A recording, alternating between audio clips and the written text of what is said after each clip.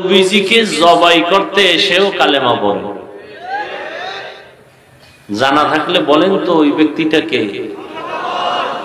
এর নাম কফার। আল্লাহ চাইলে সব হয়, বান্দা চাইলে কিছুই হয় না। নবীজির 13টা বছর বয়ান শুনলো, দেখলো, জানলো, এরপরও কালেমা পড়লো না। আর নবীজিকে জবাই করতে এসে কালেমা পড়ে ফেলছে। কিয়ামত পর্যন্ত ধারা অব্যাহত থাকবে।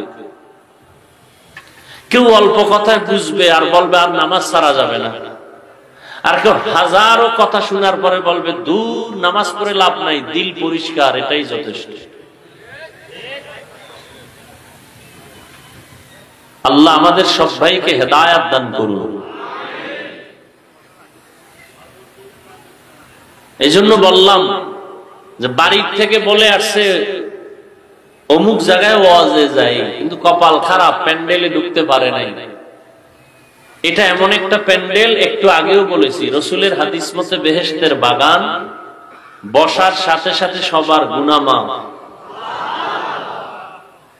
কিন্তু এই ওয়াজের নামে আরেক দল আল্লাহর বান্দারা আসছেন ঠিক, প্যান্ডেলে বসতে পারেন নাই। এরা দোকানপাটে কবিরা গুনাহ করতেছেন, তাজা নগদ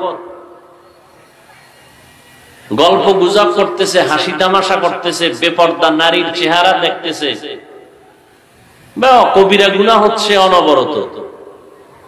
এর নাম কফাল। একটু হিসাব করেন।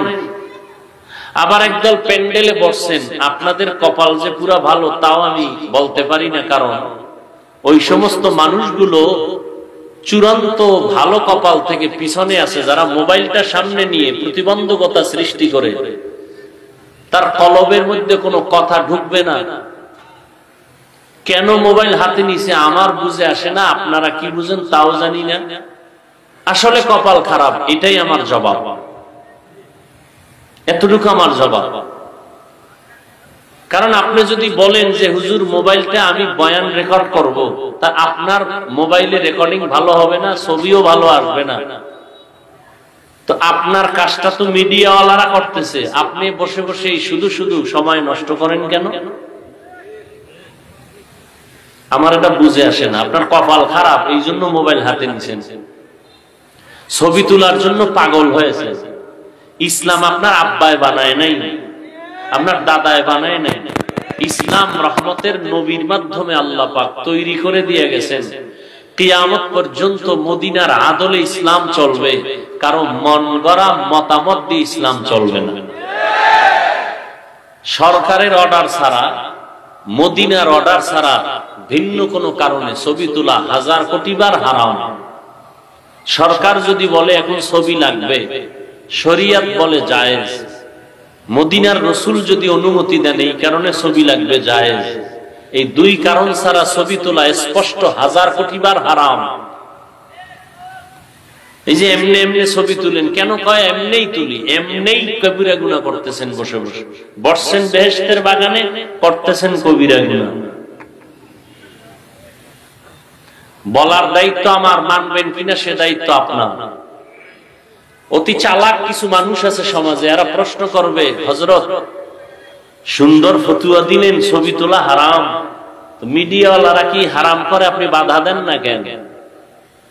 মিডিয়াওয়ালারা তো ভিডিও করে, তারা তো ছবি উঠায়, আমরা তাদেরকে দাওয়াত দিই। অন্তত আমি বলি, আমি তাদেরকে দাওয়াত দিয়ে আনিও নাই আর নিষেধও করি না। কে কোন জায়গা থেকে আসছে তাও আমার জানার দরকার নেই, বলে দিলাম। তবে জোর গলায় বাধাও দেই না, এই জন্য যে এর দ্বারা কিছু উপকার হয় উম্মতে মুসলিমা। আমার জানা মতে মিডিয়াওয়ালাদের কিছু বয়ান শুনে আল্লাহর কিছু বান্দারা গুনাহের পথ ছেড়েছে, নেক আমল ধরেছে, আমার জানা মতে আছে। এই শুধু একটা কারণে বাধা দেই নাই। কিন্তু কোন মিডিয়ার ব্যক্তি যদি অন্যায়ভাবে কিছু করে, কোন আলেমকে অসম্মান করার নিয়তে কিছু করে, তাহলে ওর এই কাজটাই জাহান্নামে যাওয়ার জন্য যথেষ্ট, আর কোনো কাজ দরকার নেই। আল্লাহ হেদায়েত দান করুন। একটু আগেই কিন্তু বলছি, নবীজির বয়ান হেদায়েত আসে না, আমাদের বয়ান তো প্রশ্নই উঠে না। এরপরও কি বয়ান করব না? আল্লাহ বলেন হ্যাঁ করো, ওয়াযাক্কির ফাইন্নায যিকরা তানফাউল মুমিনিন। আল্লাহ কয় আলোচনা চালাও, কিছু না কিছু মুমিনের ফায়দা হবেই। 50,000 মানুষের মধ্যে ফায়দা না হলো একটা মানুষ যদি দিনের পথে আসে, এটাও অনেক কিছু। 900 বছরের উপরে নূহ নবী দাওয়াত দিয়েছেন, একটা লোক কালেমাওয়ালা বানাতে পারেন নাই। 900 বছর, আরো বেশি। তারপরেও ফায়দা যে হচ্ছে না তা না। আলহামদুলিল্লাহ, অনেক যুবকরা নামাজ পড়ে, জীবনে মাদ্রাসায় যায় নাই, জীবনেও না। স্কুলে পড়ে, কলেজে পড়ে, চাকরি করে, ব্যবসা করে, জেনারেল লাইনে থাকিয়া বহু আল্লাহর বান্দা নামাজ পড়ে, পর্দা করে, হালাল খায়, কারণ হক নষ্ট করে না। আছে না নেই? তাহলে এটা ওলামায়ে কেরামের অবদান না? কথা বলেন না কেন? তাহলে উপকারটা হচ্ছে না? আল্লাহ সবাইকে কবুল করেন। আমি ওয়াল আসরি সূরাটা তেলাওয়াত করছি, এইটার উপরে অল্প কিছু ব্যাখ্যা করে মোনাজাত দিব। হাদিসটার ব্যাখ্যা আমি 5 মিনিট করি, খুব খেয়াল করে শুনুন। নবীজি বলছেন সমস্ত উম্মত জান্নাতে যাবে, যারা আমি মুহাম্মদকে মানে না, অস্বীকার করে, তারা জাহান্নামে যাবে। সাহাবায়ে কেরাম প্রশ্ন করলেন, হে আল্লাহর রাসূল, আপনাকে অস্বীকার করে তারা কারা? এখান থেকে একটু খুব খেয়াল করেন। নবীজি এই কথার জবাব প্রথমে না দিয়া প্রথমে অন্য কথা বলে শেষে জবাব দিলেন। জবাবটা কি দিবেন খেয়াল করেন। সাহাবায়ে কেরামদের প্রশ্ন ছিল, নবী আপনাকে যারা মানে না তারা কারা? নবী জবাব দিতে গিয়ে প্রথম কথা বললেন, মান আতাআনি দাখালাল জান্নাহ। যারা আমার অনুসরণ করে, অনুকরণ করে, ইত্তেবা করে, ইতাআত করে, তারা জান্নাতি। তার মানে তারা নবী মানে। যারা নবীর অনুসরণ করে তারা জান্নাতি, তার মানে তারা নবীকে জবাব দেন মানে। এবার আপনাদের থেকে একটু বলেন তো, যারা নবীজির অনুসরণ করে তারা জান্নাতি, তাহলে নবীর অনুসরণ যারা করে তারা নবী মানে, এটাই ফাইনাল। আপনারা বলেন তো এর বিপরীত কথা কি হবে? যারা নবীর অনুসরণ করে না তারা নবী, আচ্ছা যে নবী মানে না সে জান্নাতি? এখান থেকে একটু খেয়াল করেন, নবীজির অনুসরণ যারা করে তারা জান্নাতি, মানে তারা নবী মানে। তাহলে যারা অনুসরণ করে না তারা নবী? নবী এ কথাটা বলেন নাই। নবী এ কথা বলেন নাই যারা আমার অনুসরণ করে না তারা নবী মানে না, এ কথা নবী বলেন নাই। নবী কি বলছেন? নবী বলছেন যারা আমার বিরোধিতা করে তারা আমাকে মানে না। এই দুইটা শব্দের মধ্যে ব্যবধানটা কত খেয়াল করেন। নবী বলেন নাই যারা আমার অনুসরণ করে না তারা আমাকে মানে না, তো নবী কি বলছেন? বলছেন যারা আমার বিরোধিতা করে তারা আমাকে মানে না। কি বুঝলাম এখান থেকে? এখান থেকে ওই কথা স্পষ্ট বুঝলাম, যারা নবীর অনুসরণ করে না তারা দুই দল। কয় দল? আজীবনের জন্য মনে রাখবেন, তারা কয় দল? এক দল আগ্রহী, আর এক দল বিদ্রোহী। এক দল দরদি, আর এক দল বিরোধী। উদাহরণ দেই সংক্ষেপ, কথার কথা। ডান দিক থেকে একটা যুবকরে জিজ্ঞাসা করলাম, এই যুবক, নবীজির আদর্শে নামাজ পড়ো না কেন, টুপি পরো না কেন? যুবক বলে, হুজুর টুপি পরা দরকার, নামাজ পড়া দরকার, চেষ্টা করি পারি না, একটু দোয়া করবেন। যুবকরা বলো, আগ্রহী না বিদ্রোহী? পক্ষান্তরে বাম দিক থেকে একটা যুবকরে জিজ্ঞাসা করলাম, এই যুবক, নবীজির আদর্শে টুপি পরো না কেন, নামাজ পড়ো না কেন? আমার কথাটা শেষ না হতে সে বিদ্যুতের গতিতে জবাব দিল, টুপি না পরলে অসুবিধা কি?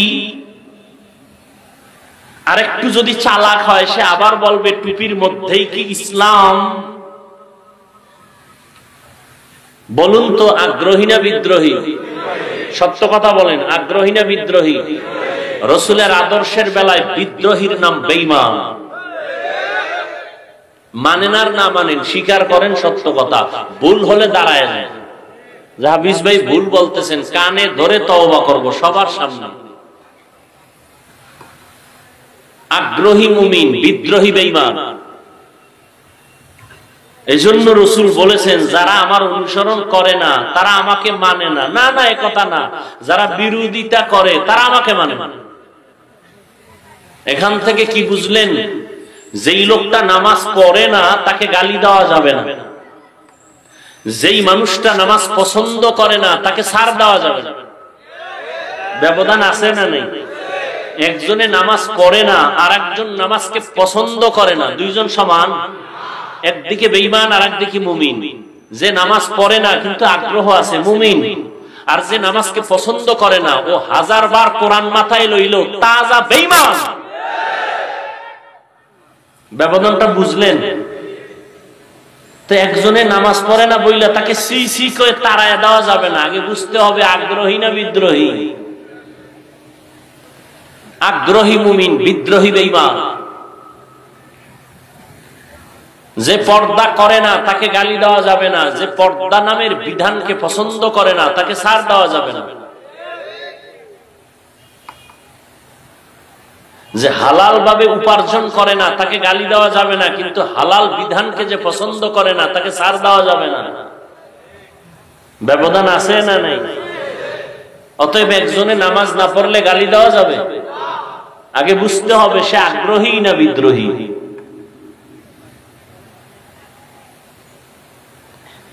আল্লাহ আমাদের বুঝার তৌফিক দান করেন।